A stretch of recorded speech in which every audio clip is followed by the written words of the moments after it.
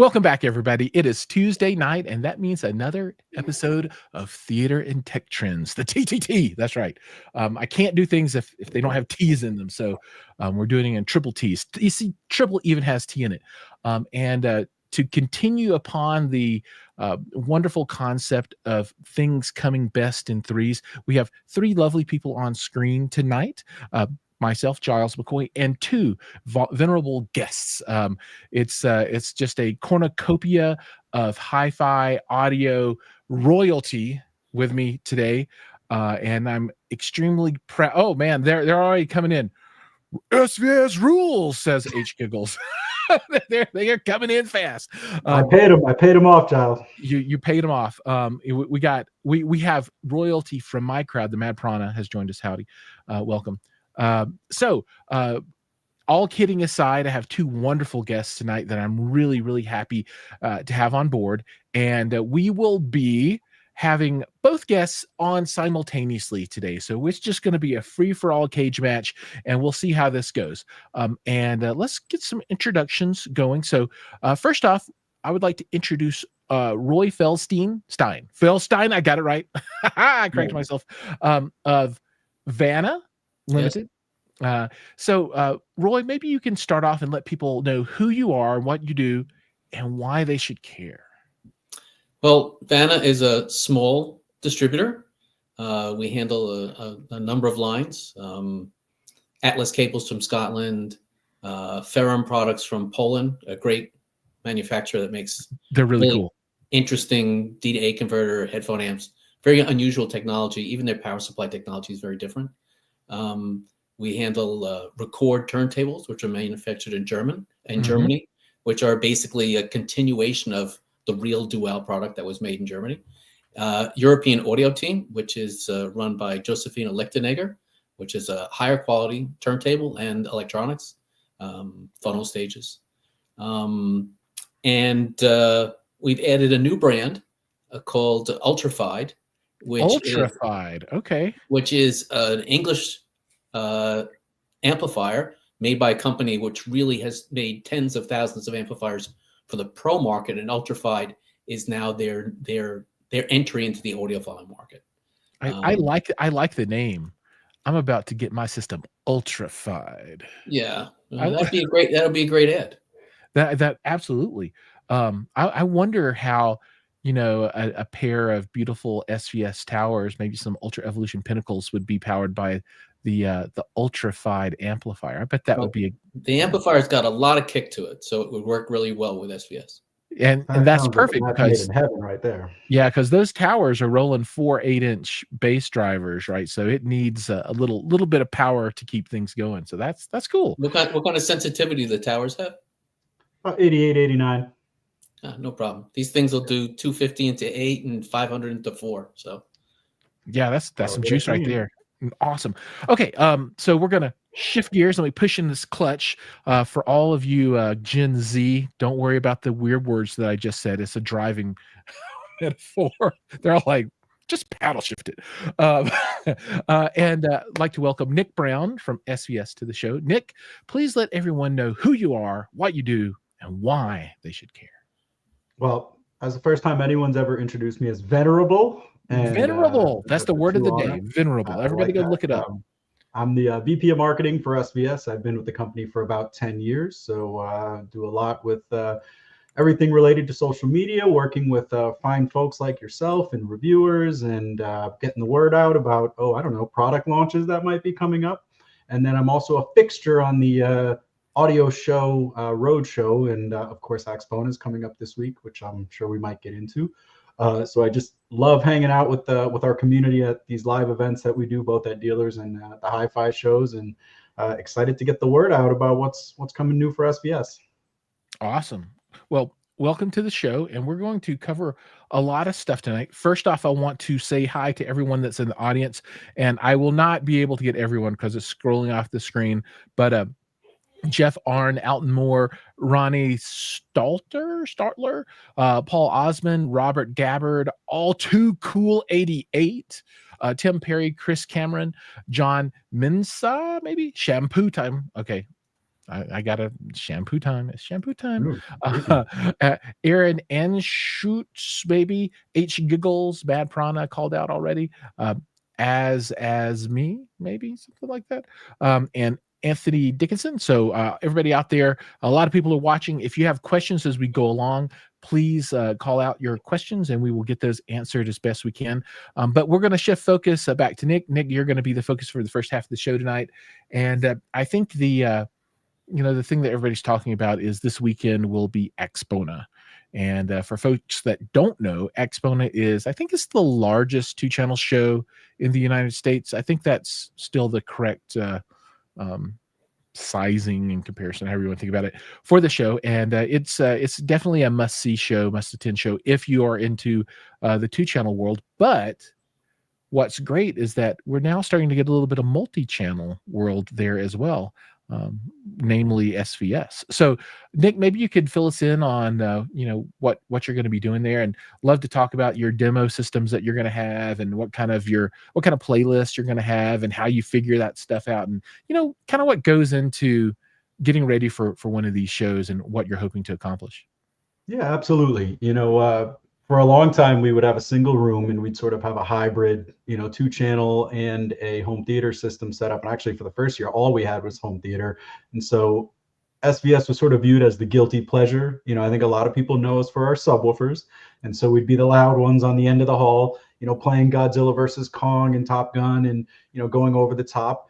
And since we launched the Ultra Evolution series, we've established ourselves as a much more credible player in the 2-channel hi-fi game, which sort of made us really want to go and have 2 discrete systems. So we'll be in rooms 1442 and 1444. One of them will be a 2-channel experience featuring a pair of speakers that I believe you know pretty well, the Ultra Evolution Pinnacle Towers. Those are our new flagship models. You mentioned the dual 8-inch woofers, diamond-coated tweeter, the acoustically centered time alignment. It's really our new flagship technology platform for speakers. We'll have those paired with a Hagel, I believe it's the H400, their most recent integrated, which is just an absolutely wonderful front-end component. We've had a lot of people tell us at some of the other audio shows we've done this year, including Florida Audio Expo, that having heard these speakers before, they sounded a lot better in this new setup because of the Hagel. So they really do benefit from having that quality of integrated pairing with them. So that will be our 2-channel room, just solely that, and then a pair of our bookshelf speakers with a to-be-determined subwoofer handling the low end. So I'll leave it's something that no that one knows about. That's right. It's so to be determined that even we don't know what it is. But by Friday, when that rolls around and those low frequency sound waves are emanating on the 14th floor, everyone will have a good sense for what we're playing there.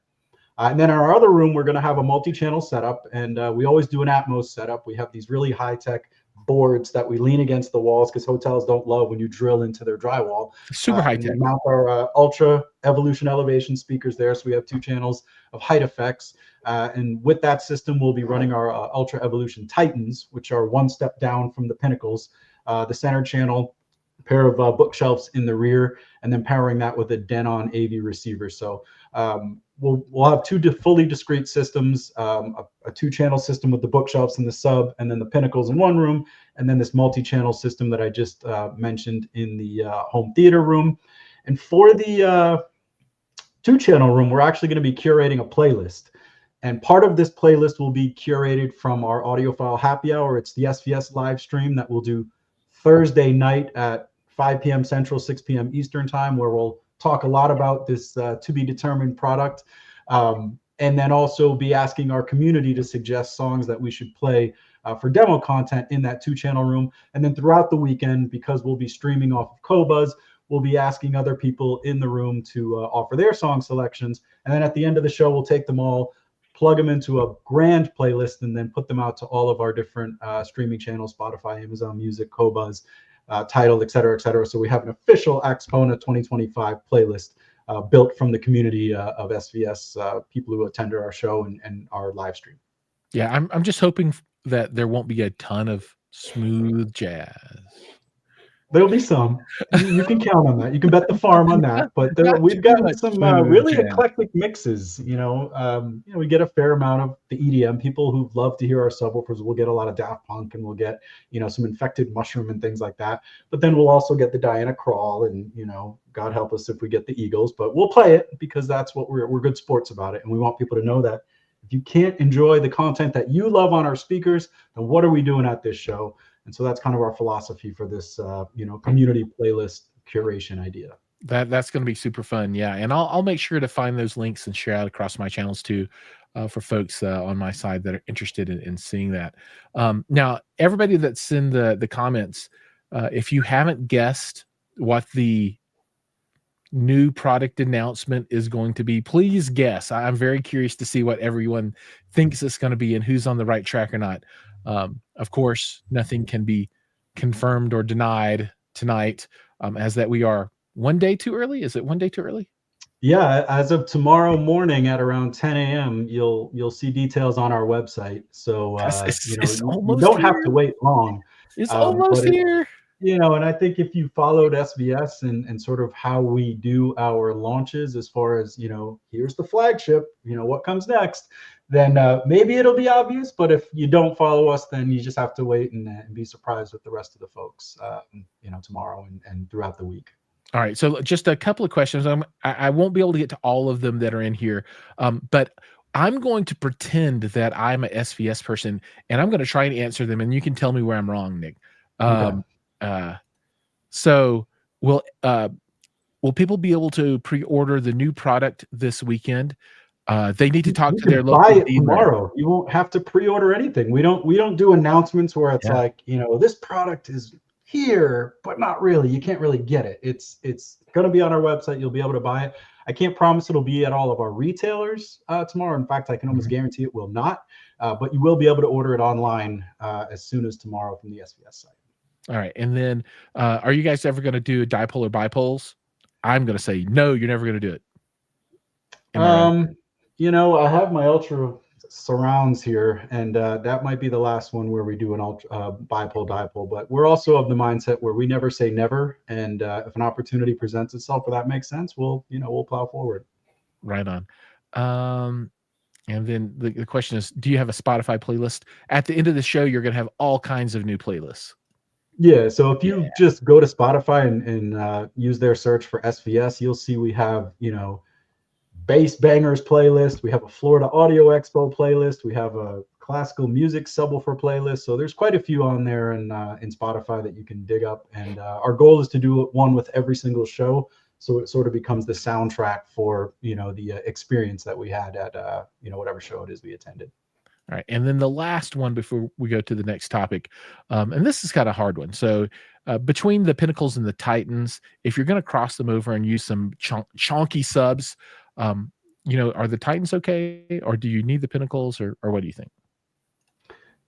I would say for the vast majority of humanity, it's not going to make that big of a difference. Now, if you have a very large listening room and you like to play at very loud volumes, and you are a huge fan of low frequencies, that's where you're going to see the benefit. But again, I'm thinking 99% of humanity in a normal size listening room, the Titans with a subwoofer, almost any subwoofer in our lineup is going to be adequate. Right on. Cool. So and if I can throw one more demo experience, I almost forgot this one. We're also going to have, just because props to Exponent, they're trying to expand their footprint here as far as the world of audio goes. And there's a partner of ours called All Elite Audio, and it's this guy, Crazy Lenny. I don't know if you've seen Lenny with the beard and he's got a whole persona. But they have a room, and they're going to be featuring our Prime Wireless Pro speakers with a gaming setup. And I think there's going to be a couple different gaming setups here at the show. So I'm hoping they can bring some different people in, expand the audience for Expona. But that will be in room 704, All Elite Audio. You'll get a flavor of Prime Wireless Pro with some gaming setups in there. That's actually really cool. If they did like a Valorant tournament, I'm sure both my boys would be all in they'd be like, let's go to Chicago, let's roll. Yeah. They are loving the Valorant hardcore. So again, we're going to shift gears a little bit on topics, and a totally different kind of topic, right? And this is more around SVS and their support of the community, right? And I know there are a number of different programs that you guys support. Maybe you could tell us a little bit about what you've got going on as far as that kind of outreach and just all of that side of the SVS organization that might not get as much coverage as the new product kind of stuff. Sure. I mean, this is something we don't talk a ton about, but we have a connection with a group called Washington Performing Arts this year, and they have a program called Music in the Classroom where they work with partners to try to help underfunded music programs throughout the DC area and the country. And so we've been working with them to get some of our speakers into these classrooms, because a lot of times they don't have playback systems that will actually allow you to hear what an instrument should sound like or what a certain vocalist should sound like. They're either using, little pill speakers, or they're, using their phone. And, we wanted to do a little, support where we could actually get speakers into these classrooms. And, they were cool enough to do some videos with some of the teachers where they're showing them off and the kids are dancing. And it's really just about sort of cultivating that next generation of musician or, composer or whoever it might be. And again, a lot of these kids, they're not able to hear what these instruments should sound like, or they're not able to listen to a composition where you can get all the texture and all the layers and understand, what goes into making a piece of music, or directing an orchestra or things like that. And so, we've done this program called Music in the Classrooms, where we just try to get some speakers out there and help people appreciate sound quality a little bit more than maybe they've ever had an opportunity to. And so, it's one of my favorite parts of what I do, is being able to kind of see the after and the impact from doing this kind of thing, because again, it's not something that I think people think about on a day-to-day basis, but when they get a playback system and they're able to kind of have that experience and hear those layers, it really opens their eyes and hopefully inspires some people to, be that next generation of musician. And then the other part is we have this program called Music Warrior that we support. And basically this was just donating some systems to facilities that help soldiers returning with PTSD. And they use music as sort of a therapy. And again, it's just about creating a musical experience that, helps them feel a little bit more attached to the art and, an emotional connection, and use that to kind of have some level of catharsis based on whatever, they've had to deal with. So, they're just some programs that we support sort of quietly in the background. But again, it's one of my favorite things to do and to talk about. So if I do get an opportunity, I like to kind of say some of the side things that we're doing there. Now that's really cool. You're using your power for good. Yeah, and it's like, you could donate a pair of speakers for, or 1% for like everyone you buy to this group. But we like to be very personally attached to some of these programs, and to be able to see and get the reactions from the people firsthand, I think is what makes this powerful for us internally to kind of see that impact. Right on. So a few more people have joined. Well, a lot more people have joined. But Van Gool, Mr. Gool is with us. And let's see, I think I saw Hi-Fi Haven has joined, and we've got Adam Strandberg with us, and Clem Killer Melendez. Okay. Sean Seff is with us. Jason York is with us. Fun-Fi Empire. It's not just like one Fun-Fi person, but this is like a whole empire, just of in and of himself. Jeff Arn. Wasn't there a professional wrestler with the last name of Arn? I'm not sure. I'm big into wrestling too, and I'm not sure if I know an Arn. Gosh, everybody out there, Google it. Was there an Arn that was a professional wrestler? I think there was. I don't know. Dave Schmitz is with us, and says that SVS makes outstanding speakers and is outstanding in education and the community at large. Well done. Arn Anderson. Arn Anderson. That's it. I knew there was an Arn somewhere. We got Patrick Nevin. You have won the internet. I have no prize for you, but you have won the internet today, Arn Anderson. And then that also, Ronnie is there with it too. Jay is there with it too. Just flexing my professional wrestling knowledge. Roy is like, what are they doing? So like, where is this show going? He's like, Are we going? Are we going to talk about WrestleMania? It's in a couple weeks. Come on, Jiles. Is it really? Yeah, it's the well. No, let's not go. Let's not go here. No, I don't know if people care. who's the It's main not this event coming these days? weekend. I think it's the weekend after. It's a Saturday Sunday event. But my 8-year-old is just as big a wrestling fan as you can possibly have, and it's the first time I'll do pay-per-view for watching it this year. Is it WWF? WWE. WWE. Yeah. So that tells you where I kind of left off with wrestling. It was like Hulk Hogan and those guys. So it's WWE. And who are like the big names? The big story now is John Cena has turned heel. So he has always been a good guy, like, America, like, oh, go team, and now he has turned into like a villain. And so The Rock is like some manager. So yeah, there's going to be some drama. But his favorite wrestler now that John Cena went heel is this guy who just says yeet all the time. Like whenever he walks in the stadium, everyone goes yeet, yeet. And I can't even remember his name, but okay, that my boys would love that. Because anytime something happens, I hear him like, "Did you see that guy? He just yeeted that other dude across the. I just yeeted him." I'm like, yep. The kids these days. But no, that's awesome. All right, we're gonna shift gears one more time. Let's talk about how to become a better critical listener. And my first question to this, is there a requirement around the level or quality of gear that you have that is a prerequisite to this?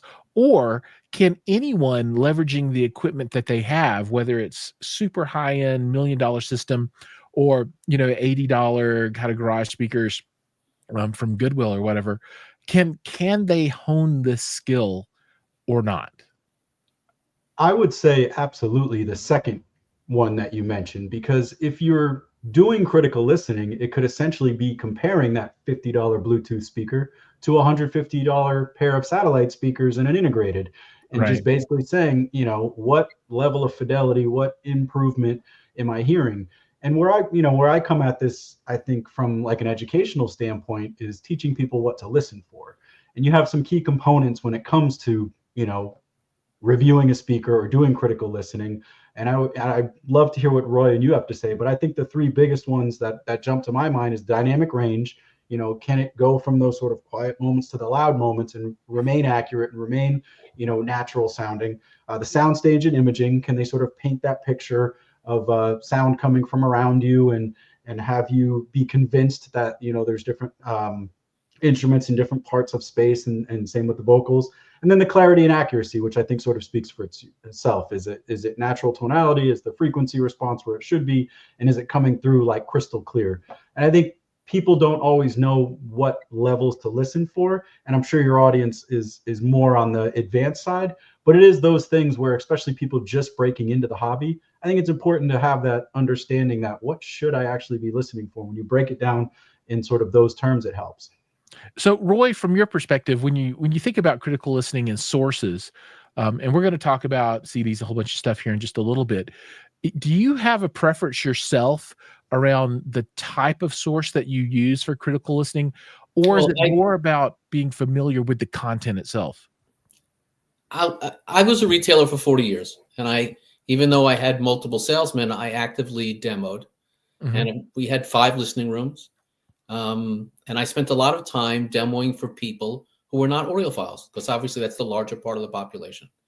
And you need to give them something, like Nick said, has dynamic range, because that can be clearly understood by anybody. But I found it needed to be something that they could have a decent reference for. And generally, if you're starting off with somebody who hasn't had a lot of exposure to equipment, a human voice, something that is a properly recorded female or male voice, because we listen to people speaking every day. It also is the range in which the human ear is most sensitive. So if I was trying to demo 3 different speakers, I would start off with a voice and go through it and see what they felt was the most natural. And what did they recognize? See what what they picked up on. So that I always found, I mean, that's one of the reasons. I mean, we all got sick of certain female singers, who I won't say who that is, but one of the reasons why it was so popular in hi-fi stores is that she sung cleanly, clearly, and it made it for an easy demo. You could really hear whether the tweeter was properly integrated with the woofer.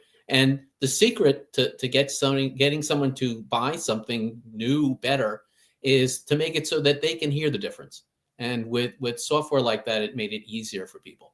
You know, the problem with movies, and I loved home theater, do love home theater, is that it's a sonic confection. You know, it's made from all these different tracks that they edit together and they make this special effect. And it's hard to say that something's lifelike, like when you hear the bits falling off a car, you know, when it gets smacked by another car in one of these movies, and you hear those things tinkling on the ground and all that other stuff. So human voice was always easy as the first step for, I think, someone who hasn't had a lot of exposure or hasn't before spent time trying to compare equipment.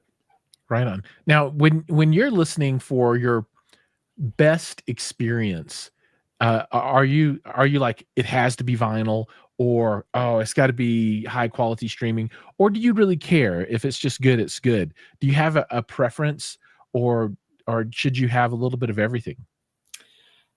I like it to be something that sounds good. I mean, that the storage medium doesn't get in the way. Okay. I love vinyl. Obviously, spend a huge amount, spend most of my day with turntables.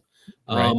But the other thing that I have is I have a massive library of high-res music. I have over 3,000 albums that we bring when we do hi-fi shows for our headphone displays.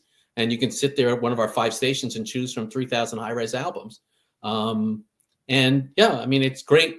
It's great to hear an older recording that was done in analog, but you never had a great pressing of it. And now someone's done a 24-bit remaster of it, and to be able to hear the Stones actually sound good.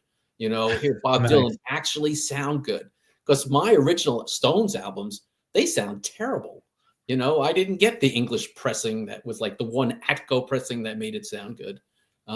So, yeah, I mean, you get a new pair of speakers, you want to put something on that really shows them off. And you want it to be music that you like. So it should be with the LP or the best high-res digital you can get if you really want to enjoy it, I think. Cool. Right on. Well, I think Roy touched on this a little bit. If I could just real quick riff on that. Yeah, go for it. Go for it. I think as much as having a quality source, which is absolutely critical, you have to be just intimately familiar with these tracks. If you're going to have a reference track that you're using to judge one speaker versus another, because you'll be able to tell, like, wait, I never heard that, you know, little slide of the guitar string, or that, you know, cymbal that basically resonated a little bit more. Like, there's frequencies that are coming through maybe that you never heard before, or layers.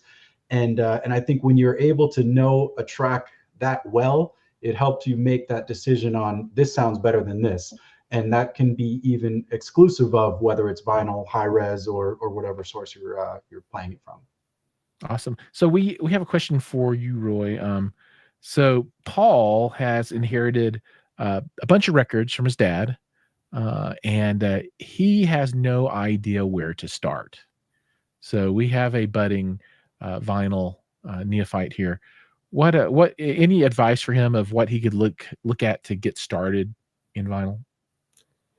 Well, there's a lot of different choices. We distribute a brand called Rekkord, which is a reasonably priced turntable. But you know, there's a number of other guys out there who make stuff less expensive, probably, you know, $150 to $300 players.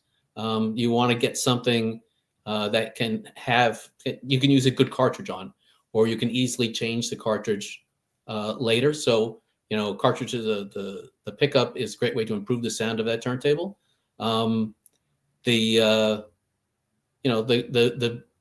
The issue, of course, is whether it has a phono stage built into it, or you have to buy a phono stage you can plug into your electronics. It's just a question of, you know, how much hardware you want to do with it. But there's plenty of, you know, decent choices. I don't care, you know, on the less expensive side, there's you know, Audio Technica and those guys who make a fairly wide range of turntables that can handle standard magnetic cartridges. Right on.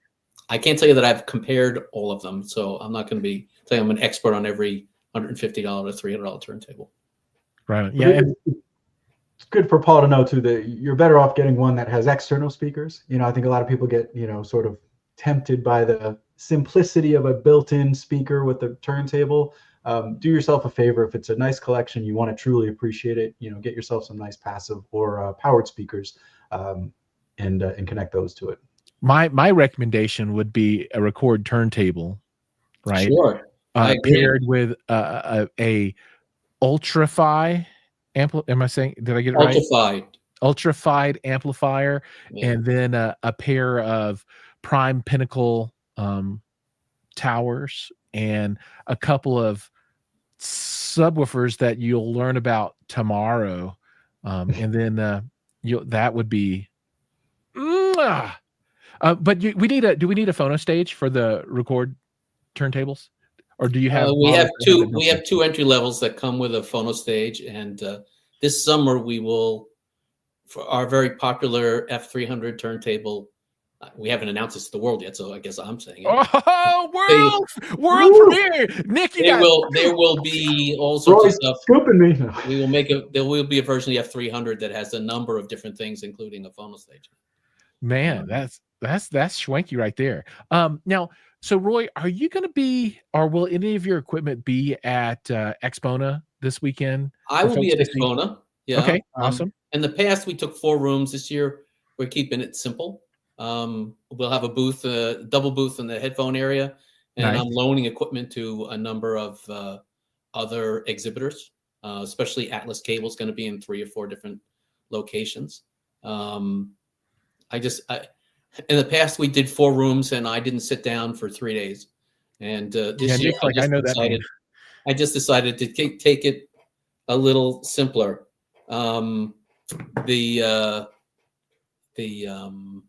But if people want to stop by the headphone area, we're going to have Austrian Audio, which is a great company that. Oh! Check this out. You have a set of the Pro phones. Look at that. Oh, these are the ones. I've had them for a while too. So we're the distributor for their home audio product, which is their top line product called the Composer headphone. Yep. And this will be the first time now the new headphone amp is actually available. We'll have that in our booth. So we'll have Austrian Audio and the Ferrum products in the headphone expo. Yeah, I strongly recommend people to try out the Austrian Audio. Really good stuff. And I've got a microphone from Austrian Audio that I used to do piano recording. So it's really most nice. people don't realize that it's really all the engineers and management from AKG, because when Harman, their parent company, was sold, the new owners basically fired everybody from AKG and just left the manufacturing facility.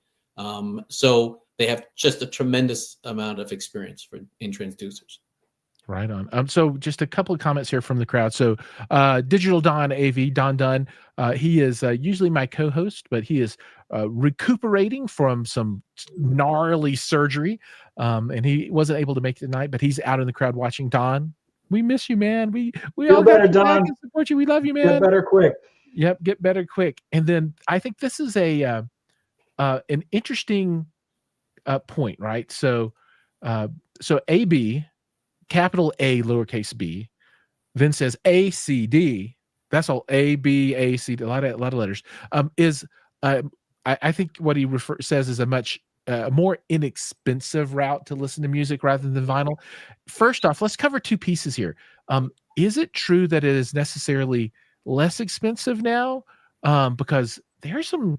I mean, you can get a really nice, awesome system in vinyl that for not too much money. And on the flip side, you can spend a ton on a nice transport and a nice DAC to listen to CDs. So what does that look like in the market these days? And then just what's going on with CDs in general? I mean, are they still a thing? Well, CD sales actually ticked up this year. I mean, there was an increase. Okay. Back in like 2022, the LPs sales surpassed CD sales. But CDs now, we've seen a bounce back. I mean, there's, the interesting thing is it's physical media again, right? Right. Everyone thought physical media was dead, and the first physical media bounce back was LPs. So now we're seeing, renewed interest in CDs. And in some ways it sort of mirrors what's happened with LPs, because the secondary market, the used market for the software is tremendous. Again, it's one of those things that no one can report numbers on because it's done through so many independent, sellers, retailers. And the nice thing about CDs, is obviously there's lots of things that can play them. All the major manufacturers still make CD players. You can drop it in your computer. You can play it in your DVD player or your Blu-ray player. Most cars even have CD players still. Yeah. Well, if you bought one in the last couple of years, they have deleted them. There are still companies that make portable CD players, which is just amazing to me. Or you could be like my wife and just have like one of the original Sony Walkman with a really tiny little headphone thing with like the metal wire across the top of your head. Yeah, she loves it. But it's interesting because people want to be able to hold it and sort of touch it. That's still that same tactile thing. And in this business, people are still trying to. The people that we like to attract are millennials, right? Because hopefully they're sort of entering or in their, going towards their peak earning years. Right. And millennials started just as the CDs came in. 1981 is the kind of time frame when we started talking about CDs. So it's interesting now that they're older, that we're they want CDs again.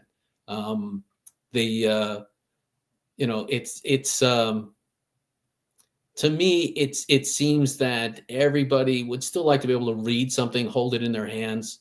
And it's really interesting that even though the unit sales they're not 800 million like they used to be, it's like 22 or 30 million.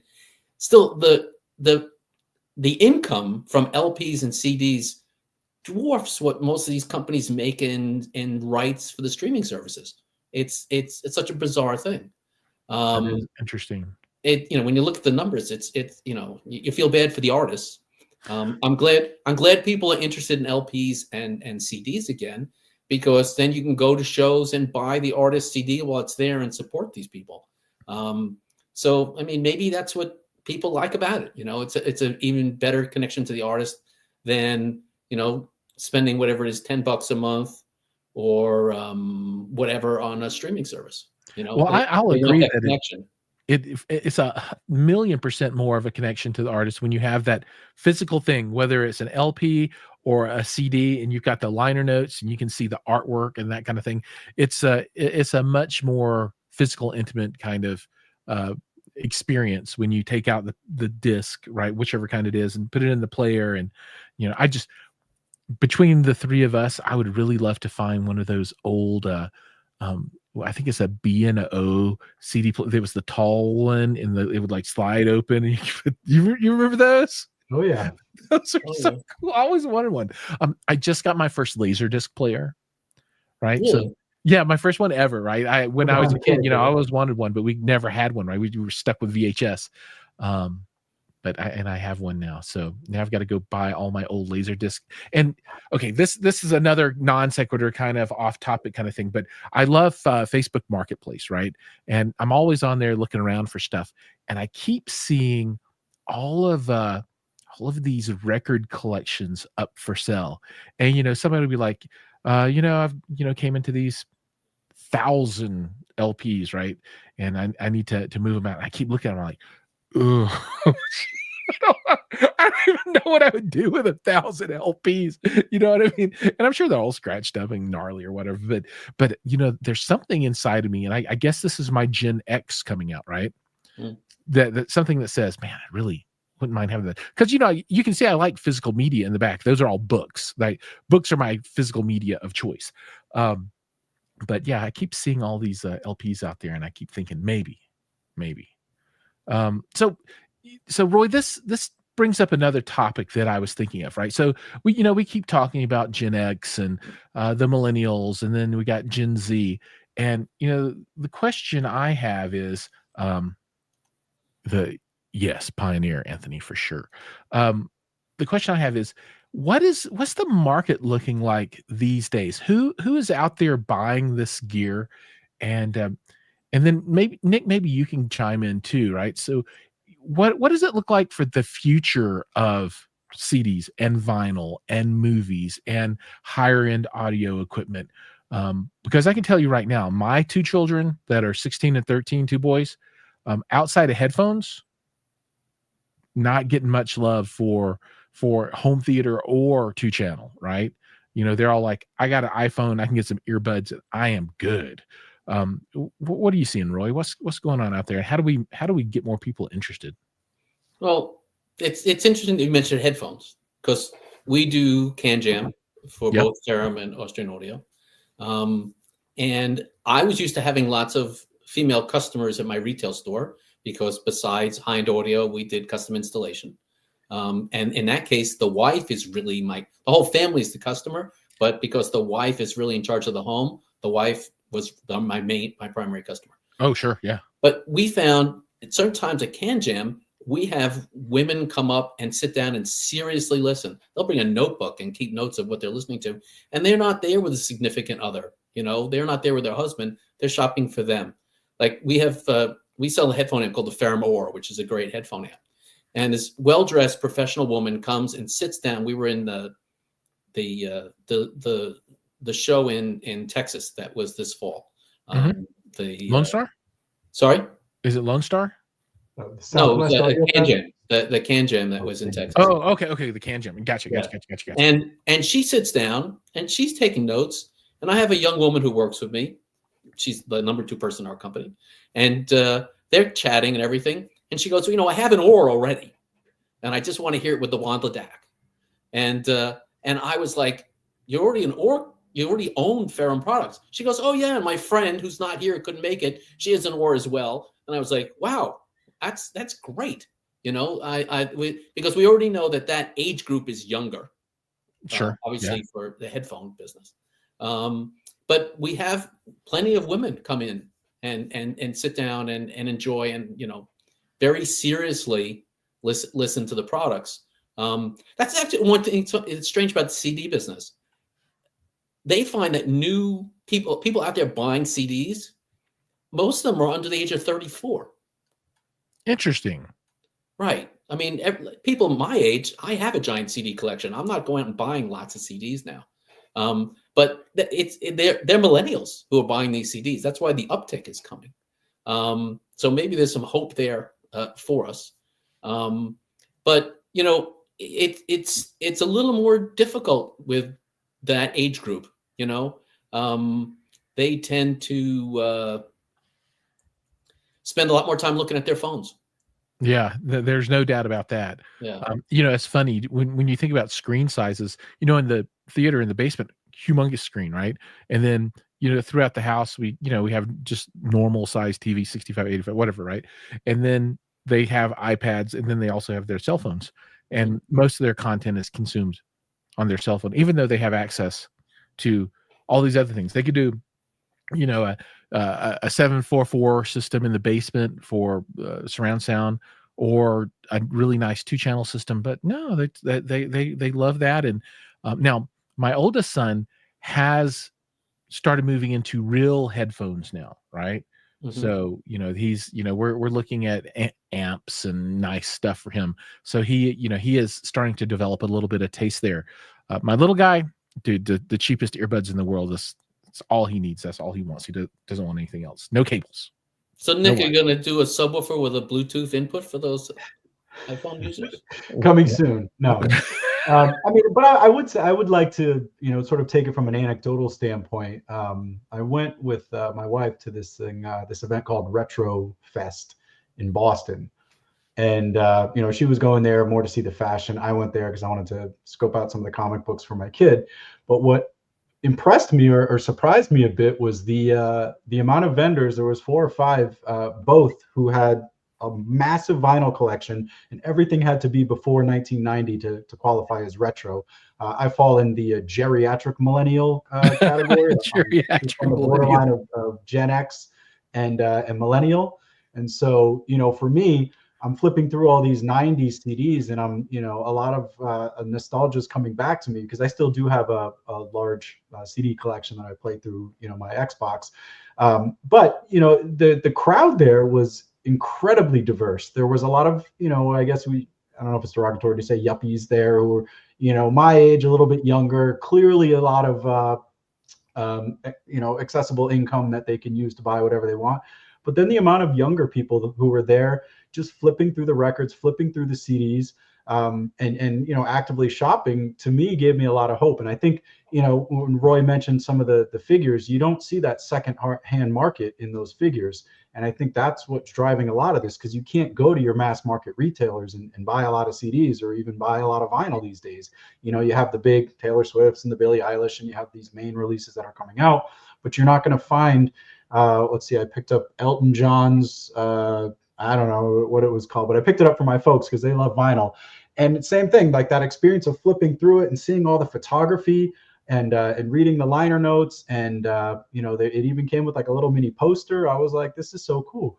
And I think younger people especially, see value in that. It's fine when you want to stream the music, but if you want to feel a connection to the artist in a way that's a little bit deeper than just the lyrics and the songs, and the music coming out of the drivers, that's a great way to do it. And I think the secondhand market doesn't directly benefit the artists, but I do think it feeds into that sort of cultural emergence of hard, copy discs and things like that, and media that people can touch and hold. And I think that's a great thing. I think these Retrofest making this culturally relevant is only going to help our industry immensely over the next decade or so.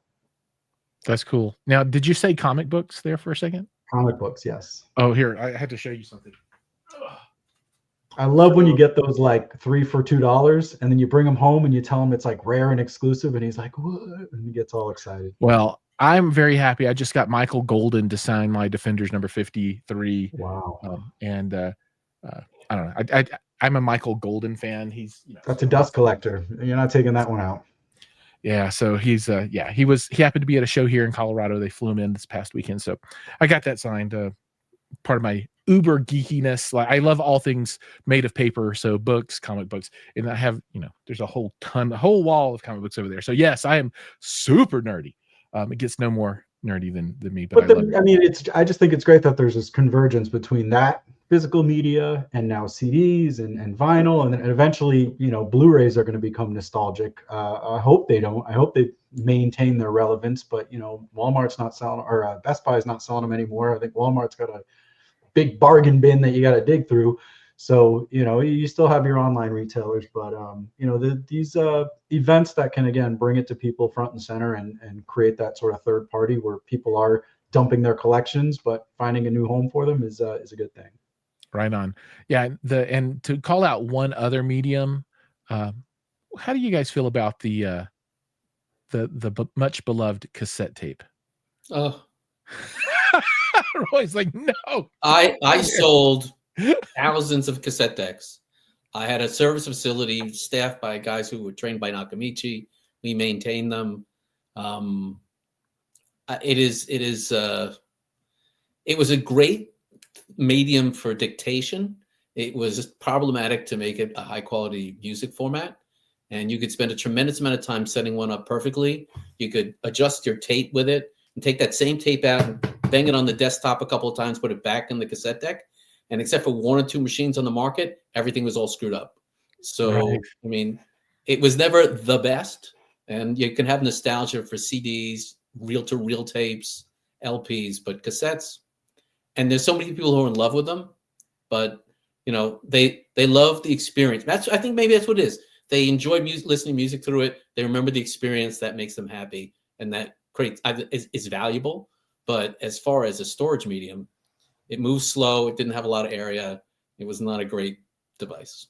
Right. Well, one of my favorite memories of audio growing up was creating, and I still have these, my mixtapes, where a song comes on the radio, you run over there, you hit the record on a blank tape, cassette tape that's in your, boom box, and now you're off and you've created your first multi-artist playlist. And I cherish those memories. I still have those tapes. I just have no way to play them anymore. So. Oh man, everybody needs a Dragon. Everybody needs a Nakamichi Dragon. I mean, if you're going to listen, Dragon or a CR7, where you can manually adjust the head, the azimuth. Yeah, the CR7A and the Dragon were the two that could solve that problem. Those are good. And man, we have a bunch of cassette tapes here. My wife is big into cassette tapes. She's got the old Sony Walkman, and there's a company, I think it's called, what is it, Rewind, that they make new, they look like the old Walkman kind of, right? I think it's called Rewind. Maybe somebody out there has seen that one before, but it's a new cassette tape player company, and they make little clip on your belt, put on your headphones, walk around with it, cassette tape players. They look pretty cool too. So that's, I guess there's something for everybody, right? I don't know. Can I show you my hack that I used when I was younger too? I had one of those like single cassette decks with like the handle and just the buttons on it, a mono speaker. And my mom was a nurse, and I used to have her take her stethoscope, and I would put it on and then put the thing on the speaker, and wow, did that improve the fidelity there. So I'm not saying don't buy headphones, but it's an option. Stethoscope is the way to go. That's hilarious. That's hilarious. So, we're getting a little close to time, but I wanted to ask one question about Ferrum gear, right? Yeah. And what would be a really good headphone amplifier that can support pretty much any type of headphone? So does Ferrum make one that's going to do like a 4-pin XLR plus 3 1/4 and a half, and then what is it, 1/4 inch phono jack that does everything? The OR is the one out of its balanced output can output 8 watts. So there's 8 watts out of the balanced outputs. Yeah. And that thing, it can drive almost anything. So I won't name every, there's a number of very inefficient headphones in the business. And every time they come out with them, they come trotting over to us and they plug it in. It's like, let's see if it works. It's like, it works. We need the power. Yeah. So that unit's got a tremendous amount of output to it. $19.95. I'm still holding the price while I can. That unit, it's got balanced in, single-ended in. It's got it. You can use it as like the preamp in your system. You can hook your CD player or your phono stage up to it, and then hook the output to a power amplifier if you wanted to. It's a beautiful, elegant little box, which they're famous for. I'm looking at it right now. Drive every headphone except for an electrostat. Yeah. So, and then what is the Hypsos? Am I saying that correct? Yeah, you are. That's great. Hypsos is actually Hypsos is an incredibly unique power supply. Hypsos is actually a hybrid. It was designed by this brilliant guy, Max, who works for them while he was still in college getting his master's degree in electrical engineering. He worked on it at night when nobody was there, and he developed a supply that starts off as a linear, has a toroid in it. It drives this very high-tech switcher that he designed, which is the output that's then filtered, and then it goes to another linear power supply. So the gross regulation is done by a switcher, and the linear only has 1.5 volts on the output. And you can get anything between 5 and 30 volts from it. It can drive almost anything as long as it consumes less than 80 watts. Okay. And it has the strengths of a switcher and the strengths of a linear. So, we sell it to people to use with things besides Ferrum products. And I get phone calls. We don't sell through pro distribution, but I have a number of pro users who call me up. It's like, this is the most amazing thing. I use my outboard effects. I plug it into this thing and use it. So it will improve the sound of an OR. It will improve the sound of our Vana DAC, but you can use it with other brands. I mean, it's so funny. People tell me they buy the less expensive Cord DAC and then buy a Hypsos from us, and it sounds close to the more expensive Cord DAC. Now, of course, we'd love them to buy ours, but as long as they buy something from us, we're happy. Sure. Yeah. So I'm just looking at the stack. So the OR amplifier and the OR does not have a DAC, correct? No, we do make 2 units with DACs, DAC amplifiers. We have the ERCO, which is spelled ERCO, which is an all-in-one DAC headphone amp. And we just came out in the fall with a version of the Vana, which is our top-of-line DAC, with a new upgraded headphone amp in it that Max, who designed the Hypsos and the OR, developed a new headphone amp board that fits inside the Vana. So $17.95 for an ERCO 2 and $32.95 for the Vana HP.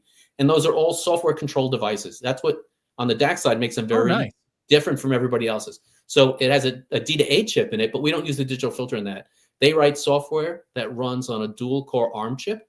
So if you have, we have people who bought them when they first came out a year or two ago, and it's free. You just plug your laptop in, whether it be a Mac or a PC, free software from them, and you get to upgrade it to the latest specs. Same thing. If you bought Hypsos 5 years ago, you can plug it in and turn it into a new one because everything is controlled by software that they write in-house.